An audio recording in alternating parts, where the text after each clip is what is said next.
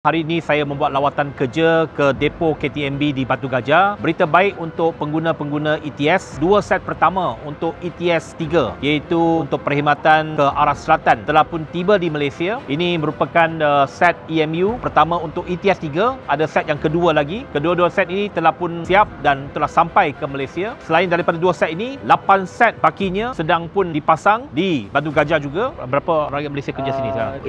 85% more than that is a local punya staff. 85% warga tempatan. Ya, betul, lebih daripada 100 lebih lah. Ramai yang baru masuk ke? Banyak masuk dan banyak keluar. Diorang dah mahir dalam satu, diorang lebih pada level lain. Orang Perak semua?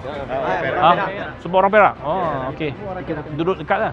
Dekat Ipoh lah. Keliling Ipoh. Oh, sebelum ni belajar mana? Politeknik? Politeknik. Dapat belajar banyak tak sini? Belajar banyak juga. Every day is a new challenge.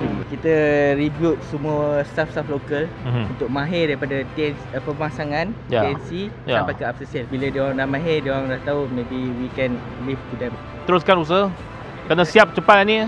Yes, yang 8 set di CKD kan yang you ambil? Betul, kami ini pemasangan 100% daripada lokal babi. Daripada 10 set, 2 set CBU daripada China dan 8 set ini CKD. Maksudnya dipasang sepenuhnya di Batu Gajah dan dipasang oleh anak-anak tempatan juga. Mereka juga terlibat dalam kerja-kerja pemasangan ini. Sekarang ini kita tengah membuat semua testing, termasuk dynamic testing dan juga free-fall testing. Jadi kita mengharapkan semua berjalan lancar. Kalau semua testing ini berjaya, kita mengharapkan ke semua 10 set ETS 3 ini bakal beroperasi sepenuhnya menjelang awal tahun hadapan. Jadi nantikan perkhidmatan ETS terbaru daripada pihak KTMB.